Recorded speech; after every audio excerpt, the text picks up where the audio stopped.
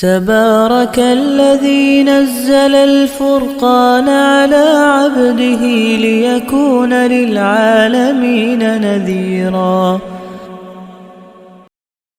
اسلامی تاریخ۔ غزوہ بنو قریظہ نے عہد شکنی کر کے قریش مکہ کا ساتھ دیا تھا۔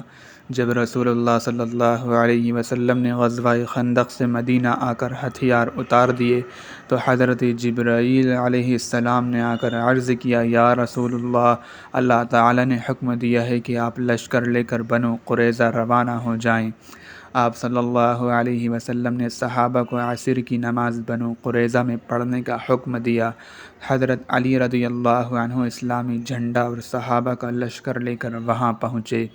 یہودیوں نے آپ کو برا بھلا کہا اور مصالحت کے لیے بھی تیار نہیں ہوئے، تو ان کے قلعے کا محاصرہ تقریباً 25 دن تک جاری رکھا۔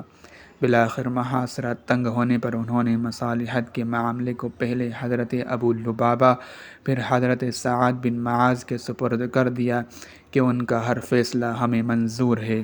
انہوں نے تورات کے مطابق فیصلہ کیا کہ تمام لڑنے والے مردوں کو قتل کر دیا جائے، عورتوں اور بچوں کو غلام بنا لیا جائے، جائیداد اور مال و دولت مسلمانوں میں تقسیم کر دی جائے۔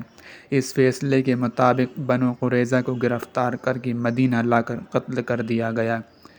حی بن اخبب اور بنو قریظہ کے سردار کعب بن اسد کی بھی گردن ماری گئی، تاکہ عہد شکنی کرنے والوں کو اور دھوکے بازوں کو ہمیشہ کے لیے سبق مل جائے اور آنے والی نسلیں عبرت حاصل کریں۔